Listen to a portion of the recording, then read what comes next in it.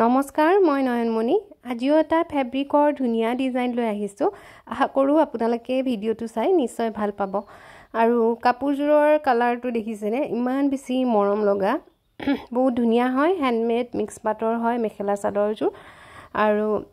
এনেকুৱা হ্যান্ডমেড কাপোৰ আপোনালোকে লব বিচাৰিলে মোৰ তাতো পাব উকাজোৰা প্ৰথমে ডিজাইনটো কাপোৰখনত ধুনীয়াকৈ আঁকি লৈছো আৰু ইয়াতে মই প্ৰথমে লৈছো ব্লু কালাৰটো ব্লু আৰু হোৱাইট কেমেলৰ এক্ৰিলিক কালাৰ হয় দুয়োটা ব্লু আৰু হোৱাইট কালাৰটো লৈ লৈছো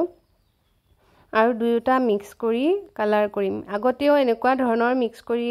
কালাৰ কৰা ভিডিও মই দিছো আপোনালোকে নিশ্চয় চাইছে আৰু যিসকলে চোৱা নাই প্ৰথমবাৰ চাইছে তেনেহলে আগৰ ভিডিওসমূহ চাই লব পাৰিব বহুত ধুনীয়াকৈ লাহে ধীৰে দেখুওৱা হৈছে আৰু এটো এটা পাহি কৰি মই লাহে ধীৰে দেখালো বাকি কেইটা অকমান স্পিড কৰি দিছো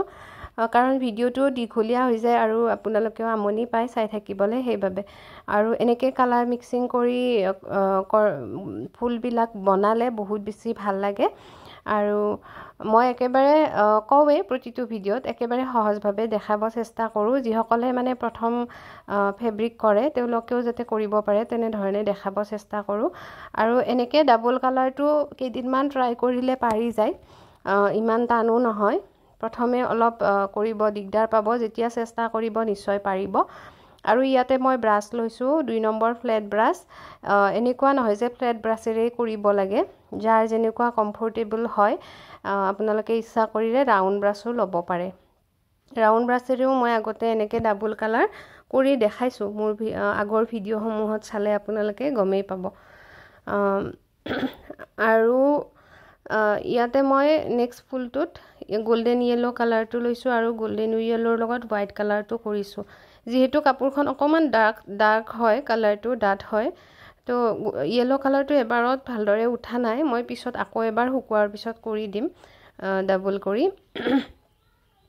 এবাৰত স্পষ্ট হিমান হোৱা নাই আৰু এবাৰতে যদি বেছি ডাটকে কৰি দিও তেতিয়া মানে পিছত উঠি যোৱাৰ চান্স থাকে সেই কাৰণে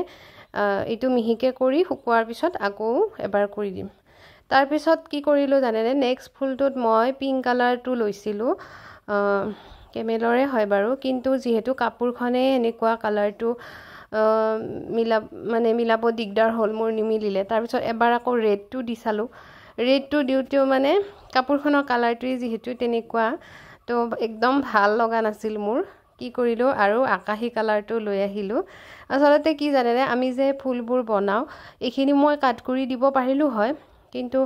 ফুলবোৰ বনাওতে কালাৰ কম্বিনেশন মিলাওতে আমাৰ বহুত বেছি সময় যায় এটা নতুন এটা ডিজাইনত বহুত বেছি সময় লগতে কষ্টও আছে তো আপোনালোকক যেহেতু কালাৰ কম্বিনেশনটো মিলাই দেখাই দিয়া হল হয় আৰু এইখিনি কথা মই একাৰণে কৈছো কিছুমানে মানে ইনবক্সত মেসেজ কৰে ফুল কেইটা ফটো মাৰি দিয়ক হেৰি কৰি দিয়ক আসলতে বহুত কষ্টৰ ফলত আমি এনেকে ডিজাইন এটা বনাব পাৰো তো কালাৰ কম্বিনেশন মিলাওতেও আমাৰ বহুত প্ৰবলেম আহি যায় কেতিয়াবা হেইবাবে আপোনালোকে অলপ কষ্ট কৰি ট্ৰাই কৰিব মানে সবকে কোৱা নাই কিছুমানে কি কয় নিজে কিছুমানে ফেব্ৰিক কৰিব জানে তেওঁলোকে ডিজাইনবোৰ বিচাৰে জনা সকলক কৈছো আপোনালোকে কষ্ট কৰি অৰ্ডাৰ লওক আমাৰ এই ডিজাইনটো অৰ্ডাৰ ল'ব আকৌ আমাকে ফটো খুজিব কালাৰ কম্বিনেশনটো অলৰেডি আমি মিলাই দিলো নহয় জানো এয়া মোৰ কালাৰ কৰা হৈ গল মই হেই পাহি দুটা যে কৰিছিলো পিংক কালাৰৰ হেইকিটাটো মই আকাশী কালাৰটো কৰি দিছো ধুনীয়াকৈ উঠি গৈছে দেখিছেনে এবাৰ নুঠিলে বাৰু মই দুবাৰ কৰিলো হয় কিন্তু এবাৰতে উঠিছে আৰু এতিয়া মই ফেব্ৰিলৰ এক্ৰিলিক কালাৰ গ্ৰীন কালাৰ লৈছো গ্ৰীন কালাৰেৰে পাতবোৰ কৰি গৈছো কলিকেইটা কৰি থকা দেখুৱা নাই আৰু হেখিনি যেহেতু একে ধৰণে কৰিছো আৰু হেখত মই বাৰু গোটে কাপোৰজোৰ দেখাম কাৰোবাৰ যদি পছন্দ হয় লবও পাৰিব আৰু ইয়াতে মই এটো আসলৰ ফুল হয় আসলৰ কেইটা এনেকে দিছো আৰু বুকৰ ডিজাইনটো অলপ ডাঙৰকে দিছো অলপ মানে এনেকুৱা দুটা ফুল লগাই দিছো অলপ ডাঙৰকে দিছো সাইডে সাইডে সৰু ফুল দিছো মই হেখত দেখাম বাৰু আপোনালোকক আৰু এইবোৰ কালাৰ ধুলে একদমে নাযায় আপোনালোকে বহুতে খুদি থাকে হেইবাবে মই প্ৰতিটো ভিডিওত ক'ব চেষ্টা কৰো যদি নাপাহৰো কওৱে মই এইবোৰ কালাৰ কেতিয়াও উঠি নাযায় আৰু আপোনালোকে কৰি উঠি কাপোৰজোৰ 24 ঘণ্টা পিছত উল্টা সাইডে প্ৰেছ কৰি দিব ইমানে আৰু কালাৰটো ফিক্স হৈ যায় আৰু একো মিক্স কৰিব নালাগে, ডাইৰেক্ট কৰোঁ মই। কিছুমানে কয় মিডিয়াম মিক্স কৰিব লাগে, মিডিয়াম মিক্স কৰিব লাগে বুলি কথা নাই। যদি মিডিয়ামটো আমি কেতিয়া ইউজ কৰোঁ, যেতিয়া ফেব্ৰিক কালাৰটো গোটা হয়, তেতিয়া গোটা হ'লেহে ইউজ কৰিব, এনে মিডিয়াম ইউজ কৰিব দৰকাৰ নাই। আৰু এয়া মই স্পাৰ্কলিং পাৰ্ল কালাৰ লৈছোঁ এইবাৰ। পাৰ্ল কালাৰটো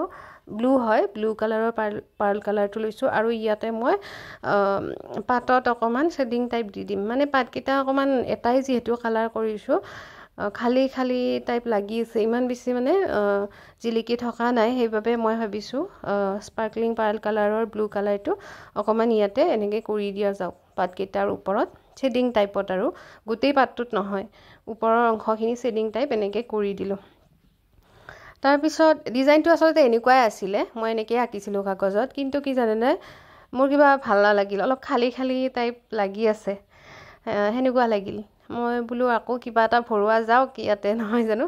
সেইকাৰণে কি কৰিলোঁ, আকৌ ব্ৰাউন কালাৰটো লৈ ল'লোঁ, লৈ পেলাই ডাল বনোৱাত লাগি গ'লোঁ, কোনফালে কি কেনেকৈ দিব পাৰোঁ, এনেকৈ মানে ডালকেইডাল দি গ'লোঁ। তেতিয়া অলপ খালী খালী লাগি আছিল, মই বোলো অকণমান ভৰ্তি কৰি দিওঁ কিবা অলপ। তাৰপিছত এনেকৈ হোৱাইট কালাৰেৰে ডট ডট দি গ'লোঁ।